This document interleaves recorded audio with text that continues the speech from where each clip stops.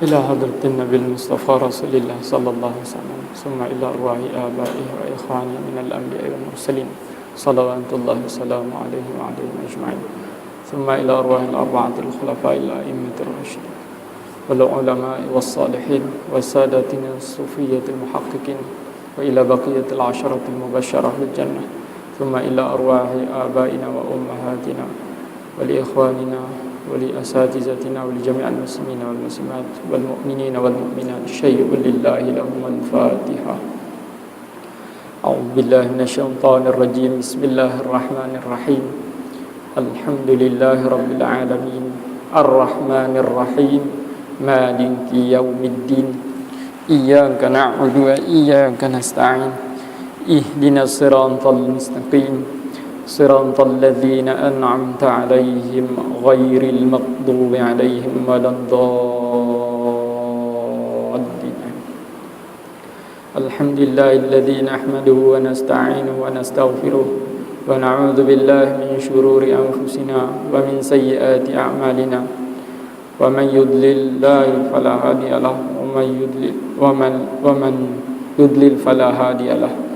أشهد أن لا إله إلا الله وأشهد أن محمدا عبده ورسوله. سبحانك لا علم لنا إلا ما علمتنا إنك أنت العليم الحكيم.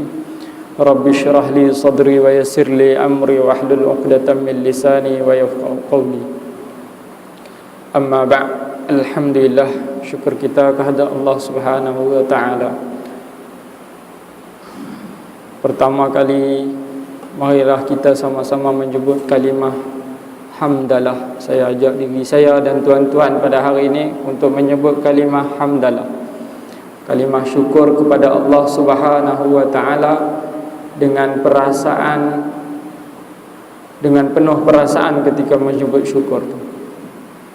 Bukannya kita muqaddimah alhamdulillah syukur tapi tuan-tuan tidak menyebut. Mana tu tak ada praktikal, tak ada rasa. Bila orang suruh sebut kita, guru suruh sebut kita sebut alhamdulillah, marilah kita sama-sama sebut. Setiap kali mana-mana penceramah ramai pun dia sebut, pertama-tama nak sebut alhamdulillah, kita pun sama-samalah turut menyebut alhamdulillah. Bukan untuk guru saja, yang guru yang mengajar depan ni saja sebut alhamdulillah. Tapi kita tu juga perlu ada kesedaran. Marilah kita ucap kalimah alhamdulillah dengan rasa syukur yang sangat-sangat. Syukur yang benar-benar syukur dengan segala nikmat yang telah Allah berikan kepada kita, daripada kita tidur hinggalah kita bangun, sehinggalah kita tidur kembali, daripada kita hidup dan dimatikan hinggalah hari ini. Syukur kita kehadrat Allah Subhanahu wa taala juga kerana dengan izinnya memanjangkan kita umur sehinggalah kita masuk pada tahun hijrah yang baru ini, iaitu tahun Muharram, bulan Muharram, yang mana Nabi sallallahu alaihi wasallam menyebut sebaik-baik bulan selepas bulan Ramadan adalah bulan Muharram. Maknanya di bulan Muharram ini merupakan bulan yang kedua yang mana Nabi sebut Allah suka selain daripada bulan Ramadan.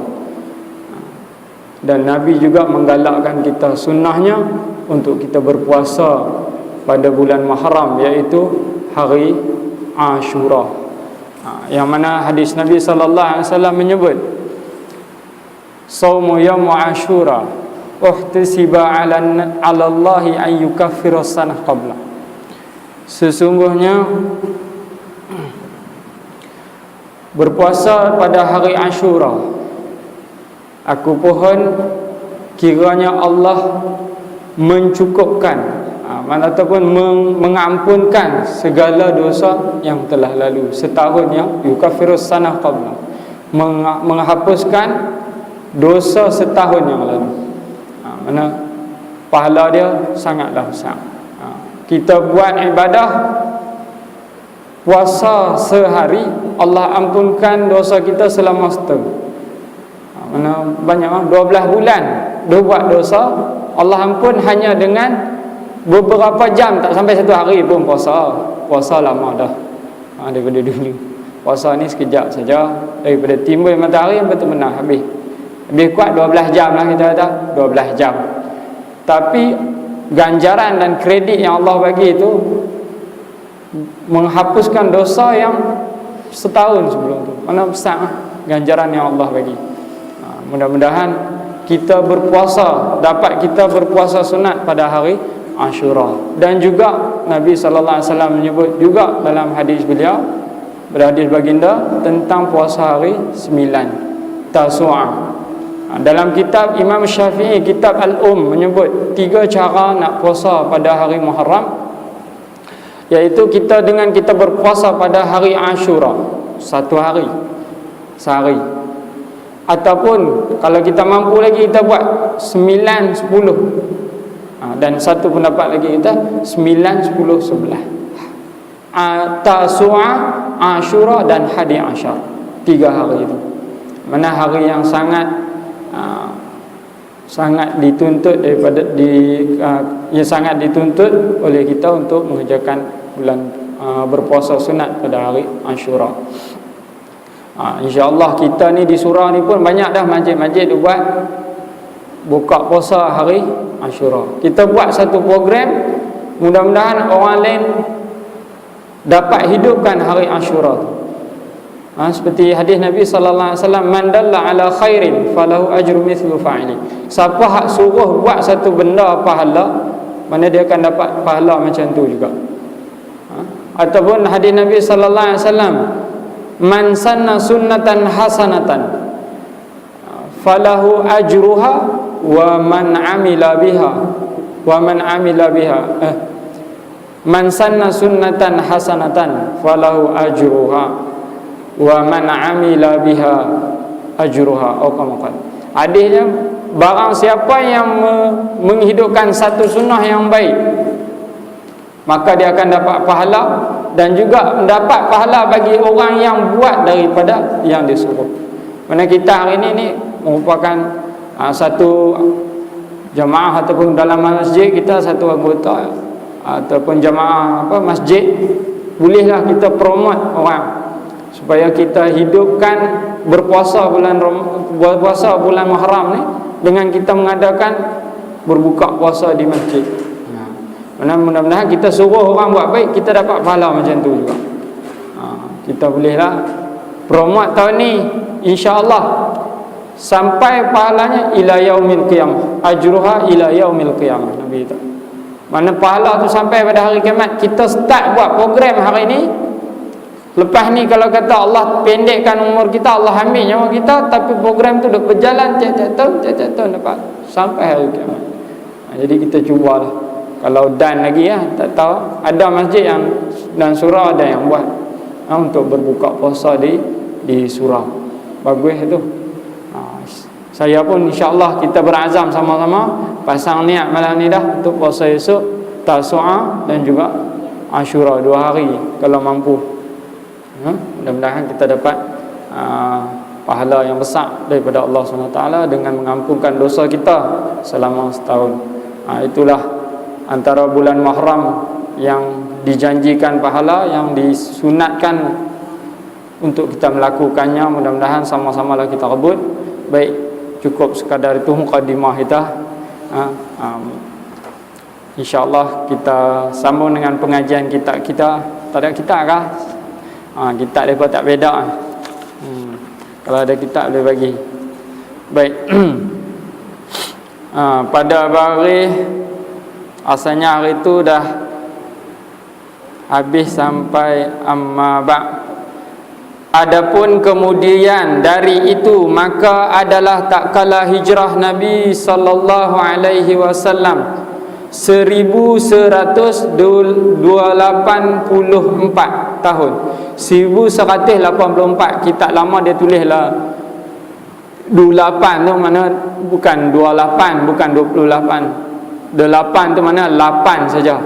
84, 1184 tahun. Maka sanya telah meminta kepada aku oleh seorang daripada sahabatnya yang pada berserta pada aku menghimpunkan satu risalah pada menyatakan ilmu hadis. Maknanya pengarang kitab kita ni pada tahun 1184 selepas hijrah Nabi sallallahu alaihi wasallam, dia telah diminta daripada sahabat dia supaya kita sama-sama buat kitab ni. Mana sama-sama buat karang satu risalah. Arab panggil risalah. Ni tak nipih lagu ni dia kata risalah lah. Tapi kita besar ni pun kitab ni kalau nak hurai tu dia bukan sehari dua, bukan sebulan dua boleh habis. Kita mengaji express boleh lah. Pergi hurai pandai-pandai kan. Ni dia panggil risalah, dia kata risalah. Kitab Tanbihul Khafilin ni menghimpunkan satu risalah pada menyatakan ilmu hadis. Mana satu orang sahabat dia minta supaya kita buat satu kitab, satu risalah, kita himpun ilmu hadis pada menyatakan ilmu hadis yang muwafaqah atas mazhab Ahlussunnah wal Jamaah. Maknanya kawan dia, sahabat dia suruh minta buat kitab, himpun hadis ni jadikan satu kitab. Hadis hari ni, suasana hari ni kalau cerita bab hadis, cukup hangat. Ustaz ngajak kita buat Tanbihul Ghafilin, ada hadis maudhu' Ustaz. Tu dia buh kita orang saya tahu modal tu lah. Ni kitab kita ni. Tak percaya buka tengok dalam internet. Ni hadis maudhu'. Dalam ni banyak hadis maudhu' Ustaz. Tengok siapa hak tu kata blog ni tak tahu. Patutlah puak ni punya. Puak hak duk kerja duk maudhu' kat orang. Duk habaq kata hadis ni palsu. Puak ni tak ada orang lain. Saya duk buka lah. Kita tengok apa pengarang kata. Pada menyatakan ahli ilmu hadis yang muwafaqah atas mazhab Ahlussunnah wal Jamaah. Hadis yang muwafaqah, hadis yang dah disepakati oleh ahli sunnah wal jamaah. Kok mana hadis palsu nak sepakat? Siapa nak sepakat? Ni bukannya hadis. Kita kata hadis tiru. Baik, memandangkan kitab ni merupakan kitab hadis, kita kena mengaji sikit bab hadis. Mungkin ada ustaz ngajak kita hadis, tapi kadang dia tak cerita berapa jenis hadis. InsyaAllah malam ni kita terang, kita hurai, kita kongsi. Mana pertama sekali permulaan pembukuan kitab hadis ni bila? Iaitu pada abad kedua Hijrah pada tahun 101 Hijrah, 99 hingga ke 101 pada pemerintahan Sayyidina Umar Abdul Aziz.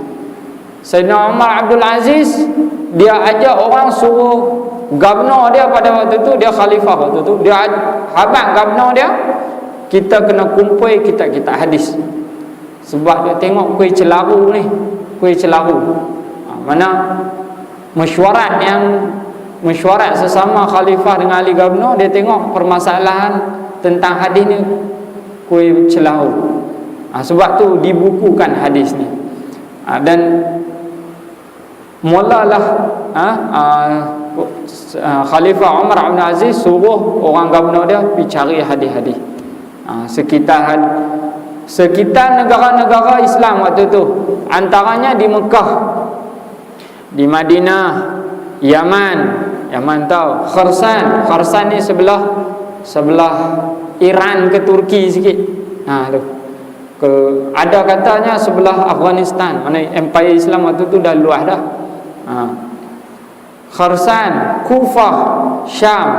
Syam lah ni lah, Syria, Jordan tu Syam. Mana kutip cari orang, dan ada di antara hadis yang diambil tu adalah daripada orang perempuan. Bukan calang-calang lah, Sri Kandi wanita yang merawikan hadis, yang ambil pada hadis siapa dia? Iaitu anak murid Sayyidatina Aisyah, isteri Nabi. Isteri Nabi ada sahabat dia, kawan dia tu merupakan anak murid daripada Sayyidatina Aisyah. Kalau mengaji bab hadis perempuan ke, hadis kekeluargaan ke, mana perempuan pun ada yang mengaji daripada Sayyidatina Aisyah. Jadi ambil, Nabi ajak kat isteri dia Sayyidatina Aisyah, jadi sahabat tu mengaji dengan isteri Nabi. Mana kumpul antara dia Amrah binti Abdul Rahman. Perempuan pun boleh kutip. Mana mereka cari, mulalah cari sehingga kan tersebar luas. Bila dengar saja Khalifah Umar bin Aziz suruh buka cari, hak lain pun pakat lumba. Ulama-ulama daripada negara lain pun yang kita sebut tadi pakat lumba. Kawan ni sahabat-sahabat ni kutip, sahabat-sahabat pendengar ni kutip, semua pakat kutip, cari hak mana hadis-hadis yang diperlukan untuk dibukukan.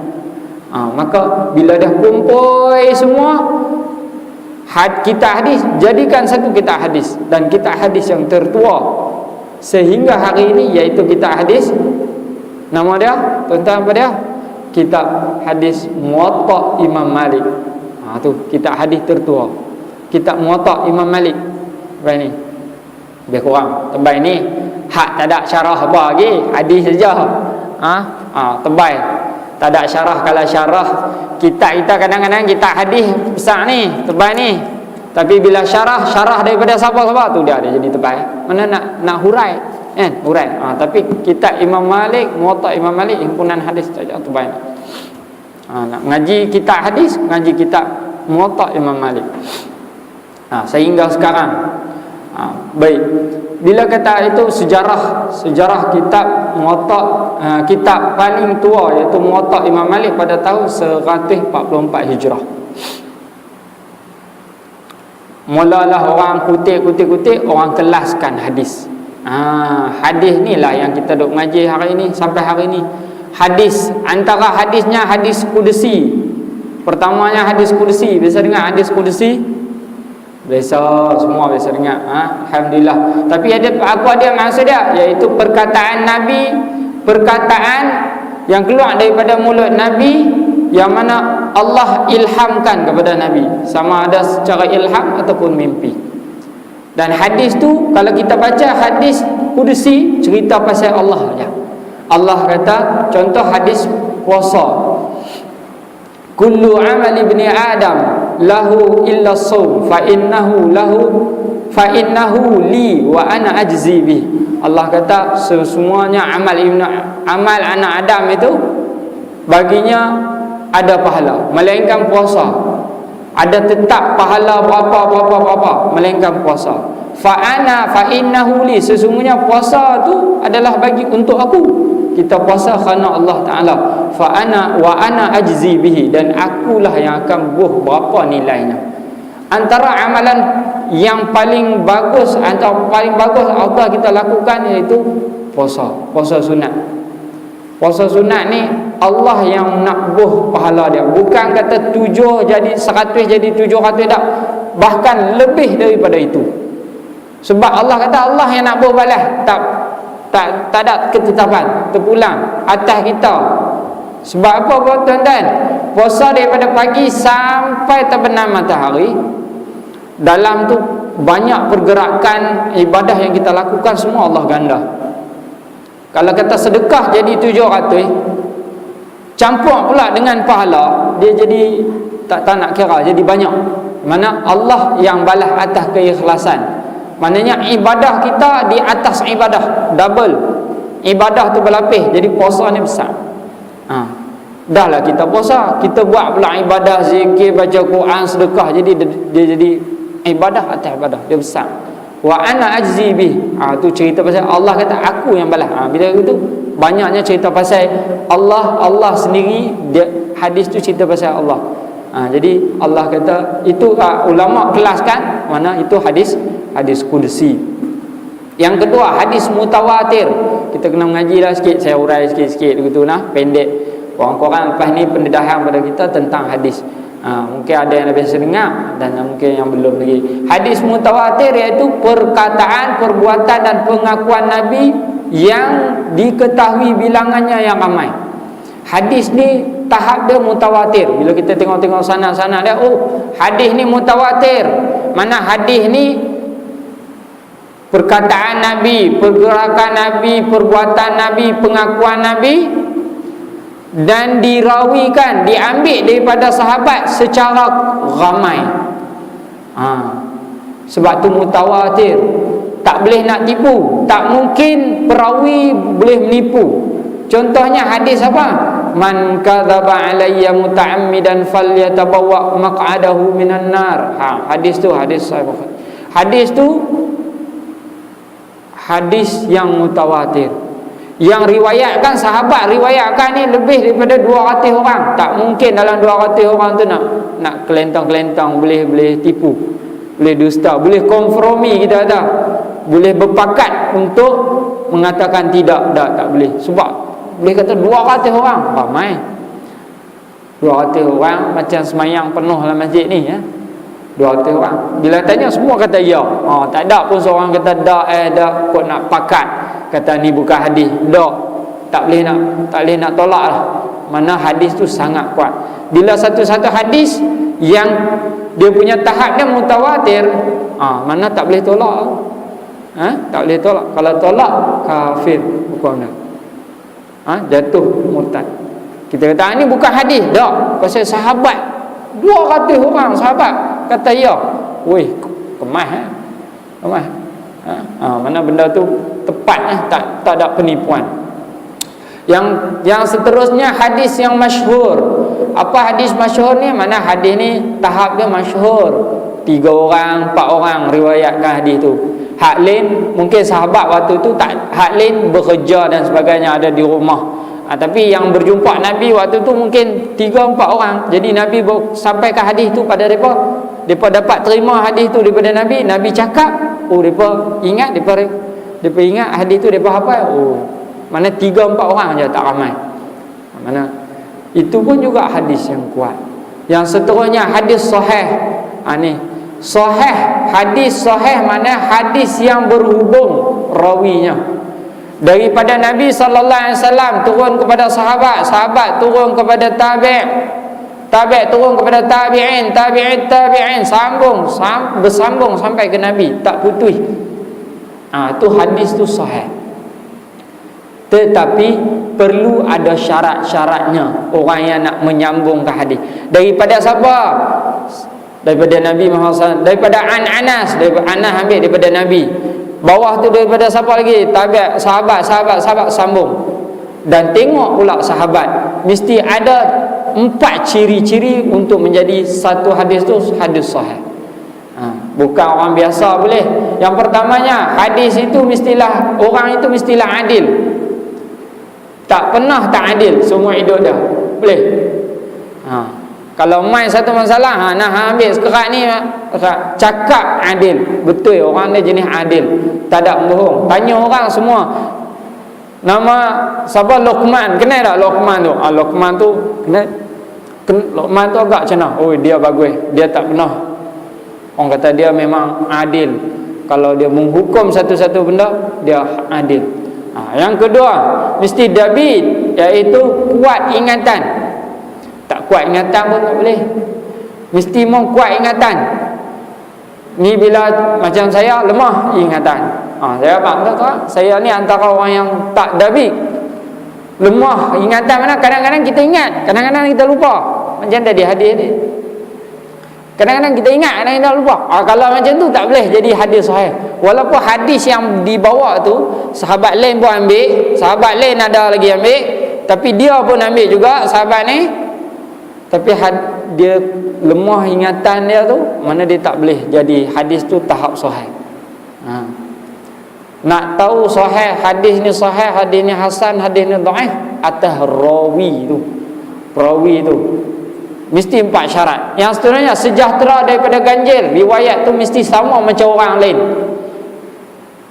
Kalau orang lain kata man sanna sunnatan hasanatan, dia pun sama, man sanna sunnatan hasanatan. Jangan lain, huruf lain sikit lah kita kata. Tak boleh. Mungkin kita kata barang siapa yang menghidupkan sunnah, satu sunnah yang elok. Seorang lagi kata barang siapa yang di antara kamu yang menghidup, dia jadi kamu ada tambah lain tu, tak mau lah. Dia mesti sama saja. Sama, man sana sunnatan hasanatan, sebiji dia punya ayat. Mana baru jadi hadis tu hadis sahih. Sejahtera daripada ganjil dan sejahtera daripada illat. Hak ni masalahnya. Sejahtera daripada illat mana tidak lemah ingatan. Kalau dia ada lemah ingatan, hadis tu tak boleh jadi sahih. Tanya orang ni rumah mat pergi mana tak hari tu? Mat aku pun tak apa nak ingat macam tu pun dah kira tak boleh pakai dah. Jenis tak kuat ingat. Ataupun kita pergi mengaji, kita hantar seorang ni pergi mengaji hafiz mengaji dekat Tuan Guru Haji Saleh, pergi balik tanya, tadi mengaji apa? Aku pun tak ingat semua, tapi ada lah mana lemah ingatan tak boleh pakai. Hadis tu tak ada hadis sahih. Susah. Pemilihan ni 4 ni cukup berat. Itu pun ada ulama akhir-akhir ni ulama kau ulanglah semua kau tak tahu dia pergi kata pula hadis sahih Bukhari itu tak ada yang dhaif. Kemah dah. Kemah tu atau kemah. Terusnya hadis hasan. Hadis sahih grade kita kata A. Macam grade A. Hadis hasan bawah sikit daripada tu, taraf dia macam B, grade B. Tapi bukanlah itu tamsil saja, permisalan. Hadis tu tetap baik, tapi dari segi rawi dia lemah sikit, dia duduk pada takat yang kedua, turun mai daripada Sayyidina Anas, turun daripada sahabat sekian ada nama Saleh Musa.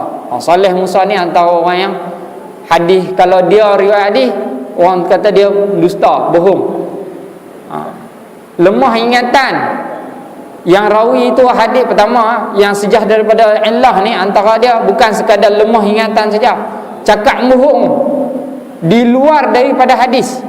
Dia sampai yang hadis tu betul sama, tapi di luar daripada kehidupan dia, kehidupan biasa dia, kadang-kadang dia kerja adalah bohong sikit-sikit. Tu pun tak boleh pakai. Kita pernah kalau begitu. Sepanjang hidup kita, daripada balik lah kita kata ambil pada balik sampai lah, pernah dah bohong sekali. Kalau pernah bohong sekali tak boleh pakai. Punya susah. Jatuh hadis tu, walaupun hadis tu kuat, orang lain semua kuat, time kita sebab kita duk sembang kadang kopi kadang sembang merapu sikit, anjau sikit-sikit lah, bohong sikit-sikit, tolak tak boleh. Orang dia mesti betul-betul amanah, siqah, cakap elok, tak pernah bohong, adil, semua komplit. Bukan senang nak letak satu-satu hadis. Kadang-kadang hadis tu dah elok dah, orang lain pun riwayat sama, tapi sebab dia ni jatuh, hadis tu tahap nombor 2. Dan hadis yang tahap bawah iaitu hadis dhaifun. Ni orang duk tikai lah ni. Ni hadis dhaif ustaz, ni hadis dhaif. Hadis dhaif ni memang lemah ingatan, bohong. Kadang-kadang saya memang bohong, saya memang kedai kopi, saya memang lelak bohong kawan-kawan. Ni kena jenis orang yang peribadi dia tak jaga maruah dia sangat. Kadang-kadang orang timur kata lolo ke apa, saya tak tahu, lebih kurang gitu lah. Jatuh martabat dhaif. Padahal orang lain riwayat sama hadis 2, tapi mai daripada sini dapat A, mai tang dia tu sikit jatuh jadi C, dhaif, hadis bawah sekali. Hadis itu sambung, bukan tak sambung, bersambung sampai Nabi, tapi jatuh grade sebab perawi, orang yang merawikan hadis. Kalau macam saya ni bukan kata C dah, tak boleh pakai terus. Kalau saya ni lah, kalau kata nak pergi ambil satu-satu hadis, orang balik, orang lain ada anak murid lain nak ambil hadis daripada saya, rasanya martabat tu tak boleh pakai langsung, boleh beramal ke diri lah. Nak sama hadis, buat rosak hadis lah, buat rosak hadis, grade dia jatuh bawah. Baik, selain daripada tu ada juga hadis yang marfu'. Kena dengar-dengar biar hadis marfu', mana hadis ni sandar kepada Nabi sallallahu alaihi wasallam. Ini pun kadang orang keliru. Hadis marfu', hadis ni kalau kita baca dia bukan qala Nabi sallallahu alaihi wasallam, bukan Nabi Muhammad sallallahu alaihi wasallam bersabda, bukan. Kalau ada qala Nabi sallallahu alaihi wasallam, bersabda Nabi sallallahu alaihi wasallam, itu hadis tahap lain, tapi dia hadis dia sandar. Contohnya hadis tu qala Ibnu Mas'ud, sahabat Nabi, berkata Ibnu Mas'ud, la'ana Rasulullah sallallahu alaihi wasallam al-muhallil wal muhallil lahu. Kata Ibnu Mas'ud radhiyallahu anhu, Nabi Muhammad sallallahu alaihi wasallam, Rasulullah melaknat orang yang menghalalkan satu benda yang haram, dia halalkan, dan bagi dia juga halal. Mana hadis ni bukan cerita pasal Nabi kata, tapi orang lain sebut, sahabat sebut benda yang Nabi buat.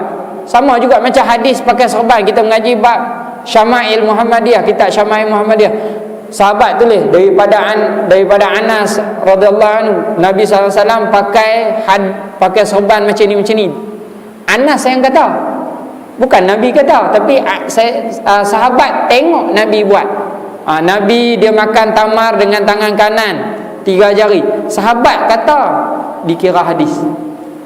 Bukan Nabi kata makanlah kamu, contohlah Nabi kata pakailah serban sebagian-bagian macam ni. Tak ada, bukan.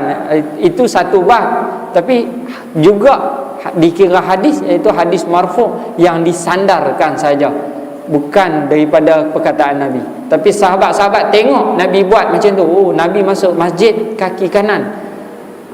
Jadi sahabat-sahabat riwayatkan hadis tu, Nabi masuk masjid kaki kanan, kira hadis. Ini kadang-kadang orang celaru. Mana ada hadis Nabi kata macam ni? Memang Nabi tak kata, tapi sahabat kata juga dikira hadis. Sebab apa? Radhiyallahu anhum wa radu'an. Allah redha depa dan depa redha Allah. Allah janji depa masuk syurga. Depa ni bukan jenis bohong. Depa ni jenis hati depa betul-betul bertakwa kepada Allah. Sebab tu ijma' ulama mengatakan qaulus sahabah, kata sahabat-sahabat ni, qaul sahabah dijadikan hujah, dalil dalam satu-satu hukum. Sebab sahabat dulu yang hidup zaman Nabi, depa tak bohong. Ramai kata macam tu, Nabi pakai slipper kaki kanan. So pakai hadis, dikira hadis. Bukan sekadar Nabi kata ya, kadang Nabi buat pergerakan Nabi bagian-bagian. Ibnu Mas'ud ni antara sahabat Nabi yang paling banyak cerita pasal kelakuan Nabi. Kalau boleh cerita pasal Nabi ni A sampai Z lah orang kata. Dia punya macam tu dengan Saidina Anas. Saidina Anas pun sama, dia sebab dia khadam Nabi. Dia hari-hari tengok Nabi. Jadi kalau nak kata bergerak Nabi, jalan Nabi, cara Nabi, boleh tengok. Mesti banyak tentang Saidina Anas riwayatkan hadis tu. Itu juga tiga hadis marfu'. Dan ada juga hadis mauquf, iaitu fatwa sahabah. Sahabat-sahabat bagi fatwa, dikira juga. Kira juga banyak hadis. Hadis mursal, hadis muttasil, hadis mahfuz dan hadis jayyid. Yang last kali nak hadis maudhu'. Ni orang kerja tikai. Kita ambillah maklumat sikit apa dia hadis maudhu'. Baik, hadis maudhu' ini mengatakan satu hadis maudhu', mana hadis tu palsu, tipu, bukan daripada kata-kata Nabi langsung. Tu orang kata kita ni ada hadis maudhu', mana hadis ni bukan Nabi kata pun, rekaan, tipu. Nak kata sahih, orang kata macam tu, mana satu betul, mana satu tak betul. Sekejap kita baca sikit sejarah dia, ada bawah sikit nama dia. Siapa dia pengarang kitab ni? Orang pengarang kitab ni bohong lah. Dia berani ke nak reka-reka hadis ni? Kita tengok sikit. Ada nama dia bawah tu. Tak apalah, kita habis sikit tentang hadis. Bit ni cerita pasal hadis. Baik, hadis maudhu', hadis palsu pada tahun 40 Hijrah, pada zaman pemerintahan selepas hijrah Nabi, pada zaman Khalifah Saidina Uthman. Masa tu perpecahan, masa tu start timbulnya hadis-hadis maudhu'. Jadi Khalifah Umar bin Aziz, lepas pada tu Uthman, lepas tu baru Khalifah Umar bin Aziz. Selepas kematian Saidina Uthman, lepas tu Khalifah Umar bin Aziz lah. Itu ada setengah ulama kata dia, ada setengah kata tak. Tapi berat kata dia. Ramai kata dia khalifah yang lah kali. Selepas tu dah tak jadi sistem khalifah dah. Dia sistem sistem kita panggil apa? Sistem kerajaan. Tu hak Turki punya pecah tu, apa nama? Allahumma salli ala Muhammad. Apa tu hak Turki tu? Allah lah. What? Lupa lah. Apa dia bang? Apa nama dia tu? Mana selepas tu dah tak ada sistem khalifah.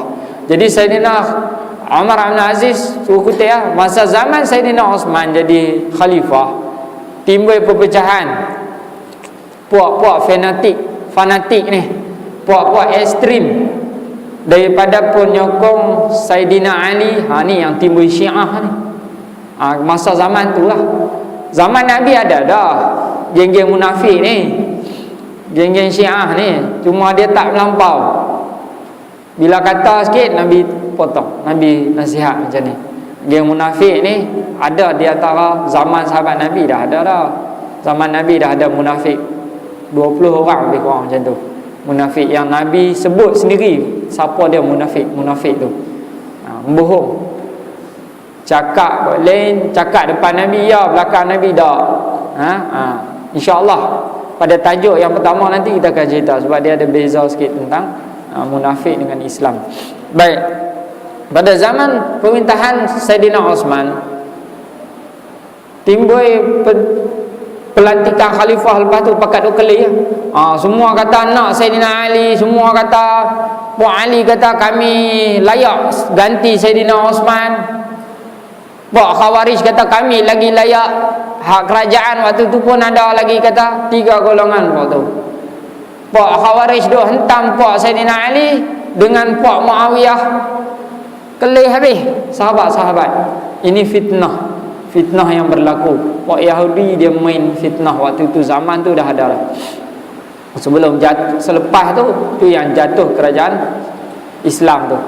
Mana puan Sayyidina Ali kata dia hadis maudhu' ni dia puak ekstrim tu. Dia nak lantik ketua dia ceritalah lebih-lebih pada itu bukan hadis.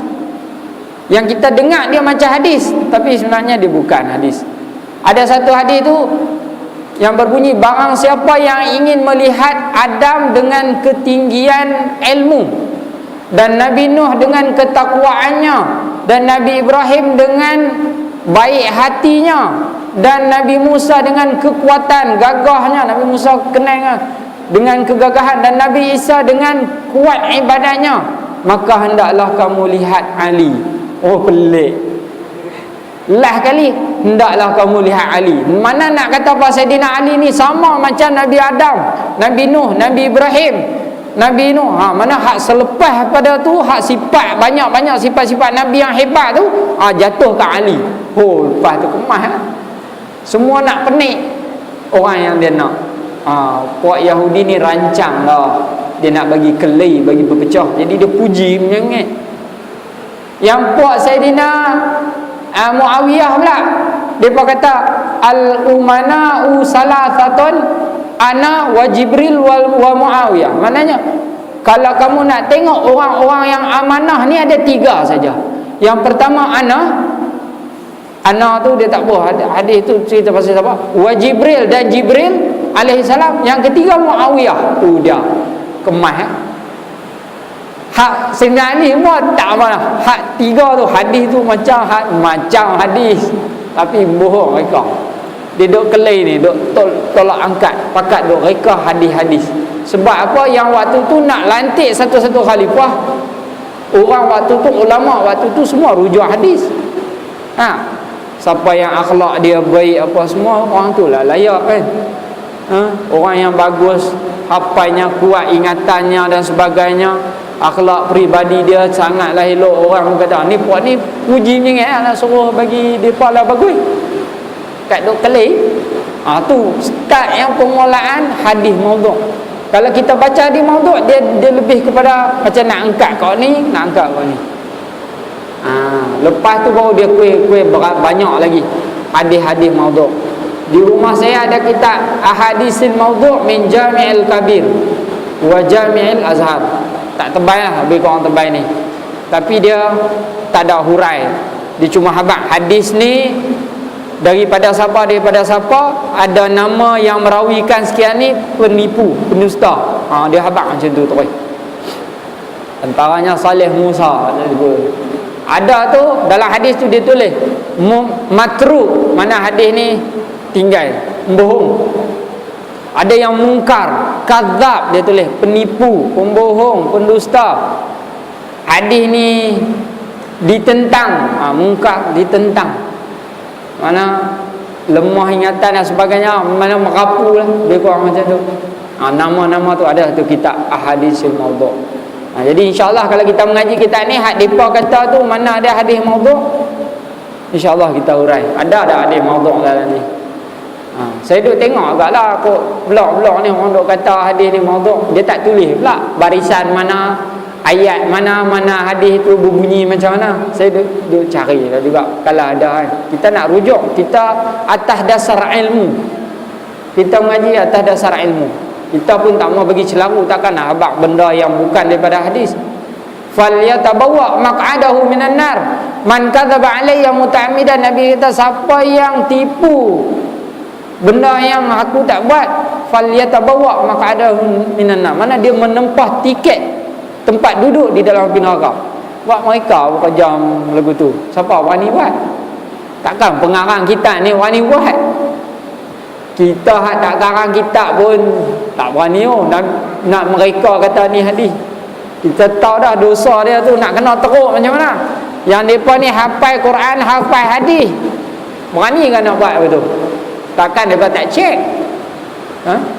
Tapi kalau kata puak munafik dulu, memang ada juga, dia duk buat juga. Ini puak Yahudi sebenarnya yang berlaku pada zaman Khalifah Sayyidina Osman. Baik. Sampai dekat tu ya kot, kita sambung insyaAllah pada ilmu hadis yang muwafaqah atas madhab ahli sunnah wal jamaah. Mana hadis ni dah muwafaqah, disepakati oleh ahli sunnah wal jamaah, madhab ahli sunnah wal jamaah.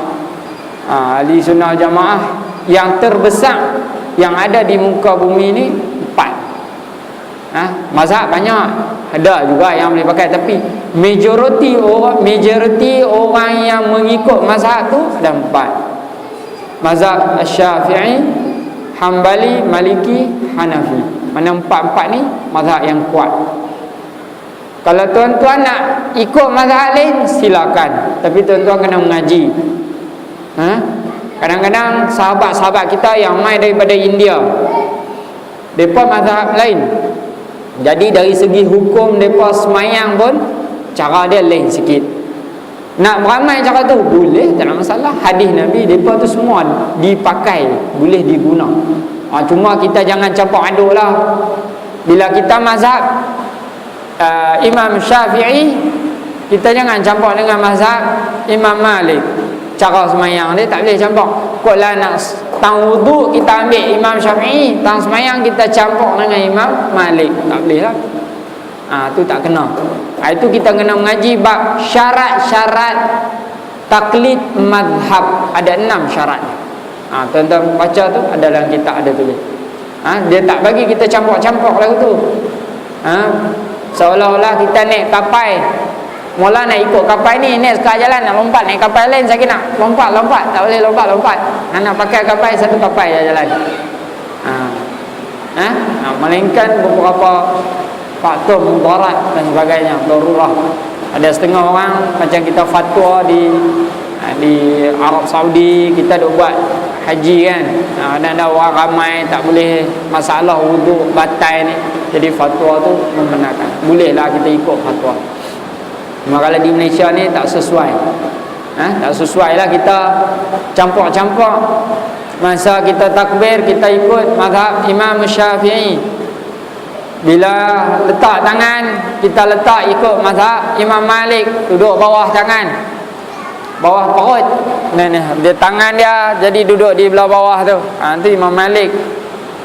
Imam Hanafi duduk atas sikit, atas dada perut sikit. Tapi bukanlah sampai tinggi sangat tak. Kita buka dalam kitab Arab, kitab Melayu kadang huraian dia agak ni sikit meningkat. Sebab kita nak tengok sahih kitab Arab. Ada insyaAllah tuan-tuan boleh baca. Jangan kita campur-campur lah. Tahiyat akhir Imam Syafi'i buat macam ni, kita buat macam mazhab lain. Bukanlah berdosa, tapi mana dari segi taklid tu, syarat taklid tak dibolehkan macam tu. Sebab kalau nak ikut dari segi wuduk, mazhab Imam Syafi'i antara yang sedang-sedang, tak berat tak ringan. Mazhab lain perut bunyi keruk, batai dah wuduk baru perut bunyi. Nak ikut lah? Boleh? Kalau nak ni silakan. Silakan. Asal tak wuduk, tahu tu dengar pun surrender dah. Rukun wuduk dia pun tak sama macam kita. Syarat rukun solat dia pun banyak lagi pada kita lagi. Kita 13 saja, mereka 16, 18 lagi banyak. Rukun tu tinggal satu rukun tak sah semayang. Mereka lagi sakan. Mengaji 4 mazhab boleh. Mengaji satu, panggil satu ustaz mengajar kitab fiqh ala madhahibil arba'ah, fiqh 4 mazhab. Aku nak alim 4 mazhab, boleh. Masa tu syok satgi belajar semayang di rumah. Ini semayang Imam Malik, ikut cara Imam Malik. Tangan Imam Malik pun ada yang tangan bawah perut, ada yang lepas. Kita tengok, yang kita tengok lepas Syiah lah, kita tak pernah tengok. Kita ada ukur Syiah, ada bukan? Jangan begitu. Ngaji sikit. Tengok-tengok pakai lok pendek masalah tak, bukan mazhab kita lah. Sentuh tak batal pun. Tak usah ada kelih pula tu benda mazhab. Tu semua betul. Yang tak betul kita campur-campur. Itu yang tak betul. Yang ada kelih bab mazhab, bab hukum ikut mazhab. Mana atas mazhab ahli sunnah wal jamaah dah sepakat, padahal aku memindahkan daripada bahasa Arab kepada bahasa Melayu supaya beroleh manfaat. InsyaAllah tu dia belajar bunyi tak apa, kita sama sikit nak habis sebab tak masuk tajuk geram. Geram tak habis sikit dia. Beroleh manfaat dengan dia kiranya bagi barang siapa yang tiada tahu bahasa Arab. Mana kitab ni diterjemah dalam bahasa Melayu. Asal kitab ni adalah daripada kitab Abu Lais Al-Samarqandi, Tanbihul Ghafilin. Ada 3 version, tapi hak ni dia ambil sikit-sikit daripada kitab Abu Lais Al-Samarqandi. Ambil sikit-sikit, himpun jadi satu risalah yang nipis. Kalau ikut besar, tebal kitab dia, tebal lah. Dan dia tulis dalam bahasa Melayu. Bagi barang siapa yang tiada tahu bahasa Arab, maka memperkenan oleh fakir yang dhaif lagi bebal. Ini tawaduknya pengarang kitab. Dia nak abang kata ni dhaif, lemah sungguh-sungguh. Lemah tak ni, lagi bebal. Yang tiada mempunyai ilmu. Dia abang kata dia ni tak ada ilmu dan amal pun kurang, padahal aku berpegang kepada Allah Ta'ala. Mana dia rendah diri, musannif ni dia rendah diri. Dia kata dia tak arti dia ambil ilmu ni daripada kitab Abu Lais Samarqandi, aku terjemah saja. Hak kita ni mengaji pun hak orang tulis yang mengaji je pun, bukan kita buat kelak hukum tak. Tak, kita ambil daripada hak orang dah tulis dah. Berpegang pada iaitu Haji Abdullah anak Abdul Mubin, Syafi'i mazhabnya. Mana dia ni orang mana? Haji Abdul Mubin anak Haji Abdullah anak Abdul Mubin. Mana pak dia nama Abdul Mubin. Abdul Mubin Pauh Al-Fatani, ayah dia. Dia ni Abdullah, orang panggil Syekh Abdullah. Dia ada 2 beradik. Satu Syekh Abdul Rahman Pauh Al-Fatani. Mereka ni orang Fatani. Dulu kalau kita buka belakang ni, dia tulis kitab ni dia di mana? Al-Qadahi, Syekh Abdullah Al-Qadahi, Kedah, orang Kedah. Tapi dulu dah kira Fatani. Dia orang Kedah. Abang dia ni mengajar di Brunei. Mereka ni biasa mengajar di Brunei, mengaji di Mekah.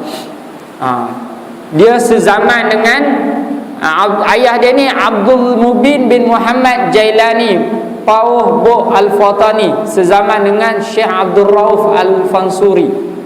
Syekh Abdul Rauf Al-Fansuri. Syekh Abdul Rauf Al-Fansuri, anak murid dia antaranya Syekh Abdullah Daud Al-Fatani. Kenal Syekh Daud Abdullah Al-Fatani? Takkan tak kenal kot. Orang besar, kitab lama semua dia. Mana Orang yang mengaji daripada guru ayah dia ni, ayah dia, daripada mereka ni semua orang hebat-hebat. Bukan tok kenali bawah lagi. Syekh Daud Abdullah Fatani atas lagi. Syekh Daud Fatani. Syekh Daud Fatani ni antara ulama dan juga awliya, wali-wali. Banyak orang dah iktiraf. Satu hari orang panggil Syekh Daud pergi ke muzakarah di Mesir. Betul kan ini ilmu kemas sangat, panggil.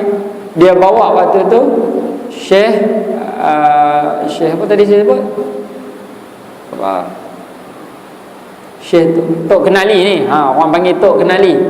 Bawa Tok Kenali pergi di Mesir. Hari pertama dia masuk satu persidangan, tanya dia satu-satu hukum. Syekh Daud Fatani jawab. Hari kedua jawab, dia kata aku dah setengah daripada tu aku faham, setengah lagi apa dia tanya aku tak apa nak faham. Hari ketiga suku je aku faham, hak lain apa dia tanya yang Syekh Daud Fatani jawab tu aku tak faham langsung.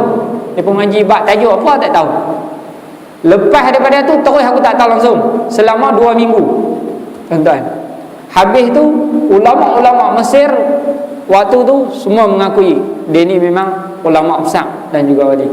Tu Tok Kenali pun kata lagu tu boleh pergi 3 hari.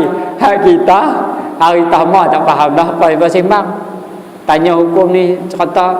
Kalau saya tanya tuan-tuan bab faraid, tanya satu juzuk dalam faraid, tuan-tuan kata tanya satu juzuk dalam bab nikah kahwin, silap-silap lambat tak tahu.